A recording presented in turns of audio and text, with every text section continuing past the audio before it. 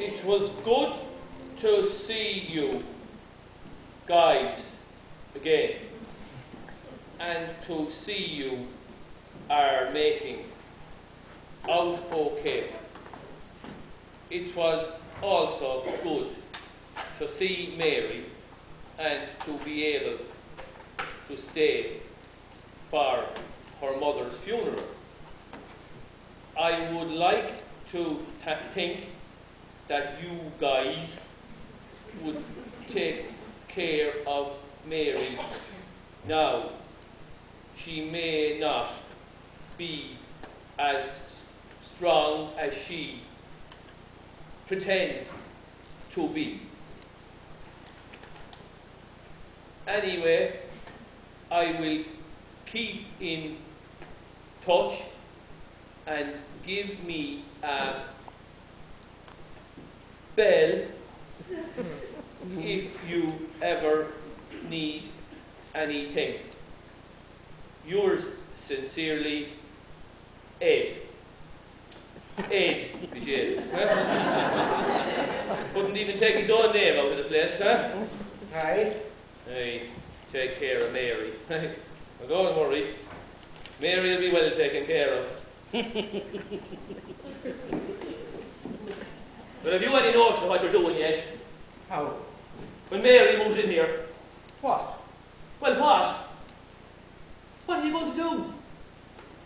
Well, you've got to put your thinking cap on, boy, because you can't stay here. There's going to be no cosy cartel in this house. This isn't the Waltons now, or the little house in the prairie. Nah. None of your night paw, night John by crack around here. We'll go into Mr. Burke's office in the morning and see if he left any few pound as well as the place. If he did, you're welcome to that. And sure, even if he didn't, Mary and myself will see you all right in 11. We're not animals altogether, you know. But leave you must. This isn't friends now, or Frasier. We're all live on top of one another. You see, when a man and a woman get married, there's things they might like to be at any hour of the day or night. And they wouldn't want the dog shite now pounding about the place in the middle of the night, watching videos and yahooing at Angelina Jolie or Nicole Kidman. Capiche? Capiche. So ponder your position, boy. PJ has his senses served just 25 years with the two of ye. Jesus. The Guildford Four only did 16 years, and I was as innocent as them.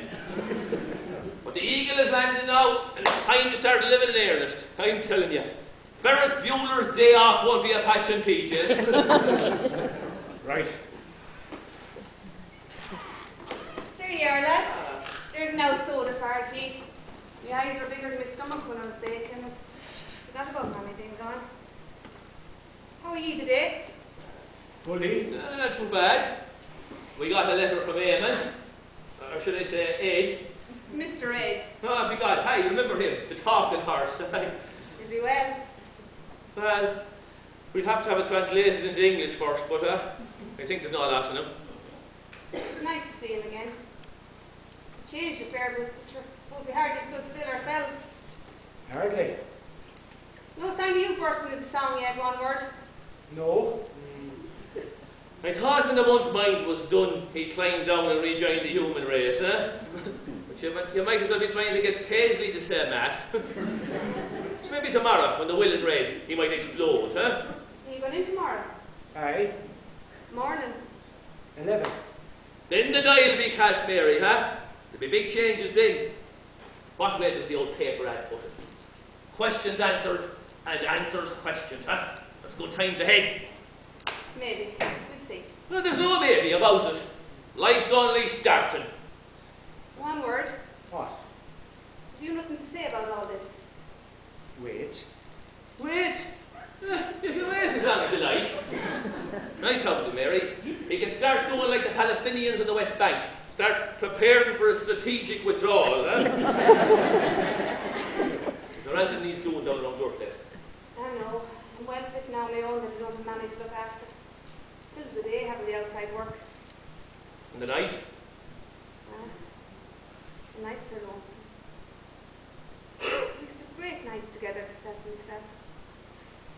I was never outside of Ireland, and still I've seen the world. She took me to all the cities and countries that the circus man told her.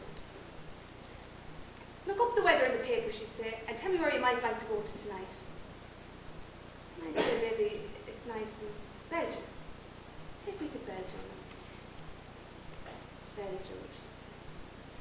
Brussels, Liège, and Bruges. And there, wait till you see Bruges.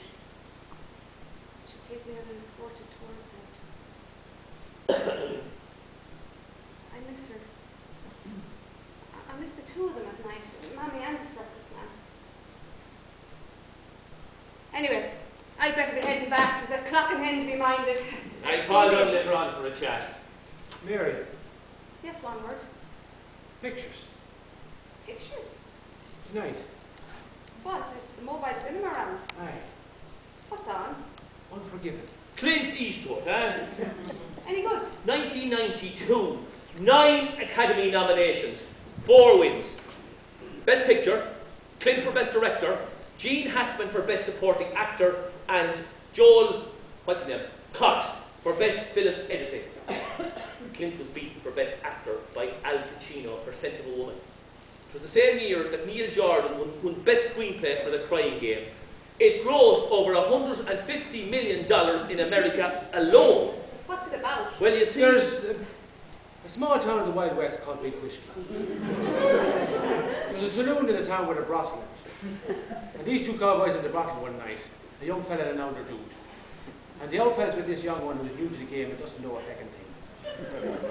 So as he strips off, she sees that he has a fierce small apparatus. And she starts giggling. Now, you should never laugh at a man, Ricky. Even if it's the right size of peaches. So your man gets the hook, and he gets the young fella the howler, and he goes after her with a knife. And he destroys her. So the sheriff is called for, and he arrives on the scene. And who is it? Only Gene Hackman. Now you know bloody well that the poor woman get nowhere with Hackman because, well, if she was to, it wouldn't be Hackman in the role. It would be James Garner or some old softy like that.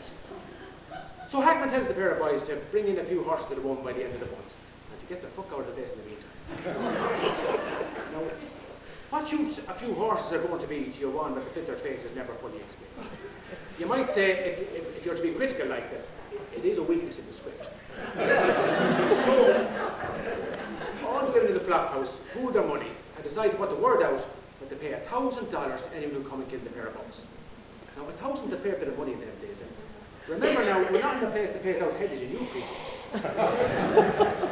So, the word spreads fast, and Hackman gets to hear it. And he lets it be known that he'll sort out anyone who comes into town to collect. Now, there's this young fellow up north who fancies a crack at the reward. But he's cute enough to know that he'll not be able to do it on his own. So, on the way down, he calls in on Clint Eastwood. Now, Clint has hung up his guns years ago and gotten married. He's a pig farmer now, though looking at the setup he has, I don't think they ever made a Donny sausage. Anyway, Clint's wife has died, and he's looking after a young son and daughter in the middle of the pigs. So, the young fella lays his proposal on Clint, and Clint more or less tells him to fuck off, I'm out of that game. And the young fella leaves. But after that, though, Clint falls flat in his face in the pig shy trying to catch a sow. And he took one look at himself, and he must have said something like, fuck this for a game of I'm going to make some easy money. So he tells the young ones what to do, and he heads across the river to pick up an old mate of his who's also retired. And who is it? Morgan Freeman. If you have any doubt about the film up to this point, you can cast it aside once you see Morgan Freeman in it, because you know it's going to be good. Because Morgan Freeman never made a bad film in his life. They say he's the best black actor since Sidney Poitier, but I think he's better. Have you seen films like The Shawshank Redemption or Seven? Mighty stuff. You see, I think the main difference between Poitier and Freeman is that Freeman can play the white parts, if you know what I mean. You never think of his colour when you're looking at a film with him. Of course, when Morgan hears the crack, he ups a little wife. An Indian, mind you. Nothing straightforward about Morgan. And off he goes with Clint. So they join up with the young fella, and they agree a split on the reward. But by God, on the first night away, what did they discover? but that the young fella has fierce bad lamps. He's nearly blind as a bat. And as far as shooting is concerned, well, he's not going to hit a horse's hull with a hurley. And Clint and Morgan realised that if there's any shooting to be done, well, they'll be the boys that will have to do it. So, off they go to Big Whiskey. Now, in the meantime, another buck lands in the Big Whiskey going for the reward. A fella by the name of English Bob. And who's playing that? Richard Harris from Newman. Now, he's a very flamboyant and flashy fucker. Brings him into town with a reporter who's going to write his life story and call it The Duke of Death. Hackman gets to hear he's in town and he pays him a visit. And he starts making fun of him, calling the book The Duke of Death. In the end, he takes him out into the street having disarmed. And he kicks 7 colours of shite out of him. Now, although I'm not too worried about Hackman, because there's hardly any giving the man at all, I have to say that he goes way up in my estimation for kicking Harris. Well, he's only doing what the whole country wants to do. Because that Harris fella thought his shite was marmalade. Listening to him, you'd think he was born in LA rather than Limerick. And Richard, when that boy left Limerick, he was known as Dickie. A bit like our buck in California, huh? Ed. So, Harris, or what's left of him, is run up in town. And that's the last of Harris. God bless the poor man. I hope it's happening. Jeez, he's an awful bollocks. Now, when the 3 boys arrive in town, Clint is a dose of the cold, so he waits in the saloon, while the other pair of boys check out the knock and shop upstairs. Hackman arrives, and he gives Clint an awful high. Did you ever notice how Clint Eastwood is a mighty man to take a bait? Now, the 2 boys escape out the window upstairs, and they take Clint away with them, and in the run of a few days, sure he's stuck in diesel, and off to go to kill the pair of us. But by God, if Morgan Freeman can't pull the trigger, he's past it, and Clint has to shoot the first fella for him. So they decide to go to the Barty Ranch to go after the other fella, but Morgan won't go. He wants to go home. And on the way home, isn't the poor boy captured, brought back into Big Whiskey to Hackman. And I don't have to tell you what he goes through, until in the end he dies. And it's a blessed relief for the poor man. So, Clint and the young fella wait outside the ranch house until eventually your man has to come out to go to the jacks. And doesn't the young fella creep up, open the bog door and put 3 bullets in him? Caught with his trousers down, you might say. And he got that close that he couldn't miss. So, they head back to Big Whiskey and wait outside the town for the woman to come with the money for the job. And when she arrives, she tells them about Morgan dead. And Clint puts that puss on his face. You know the one that tells you there's a fair lot of lads going to be shot pretty soon. And when he does, he rides into town. Guns blazing, shooting all hands, Hackman included. And then he goes home. So will you come? How's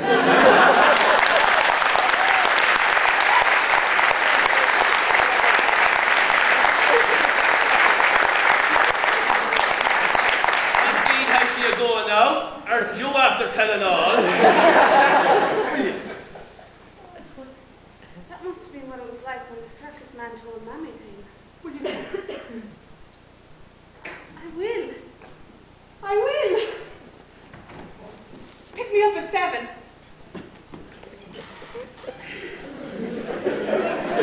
What the fuck do you think? You don't open your mouth for 25 years beyond the one word, and then you decide to cut loose and take my woman to the pictures. Your woman? Who said it was your woman? I did. She didn't. She doesn't need to. She knows. Everybody knows. Well, if she is so, what's the harm in me taking her to the pictures?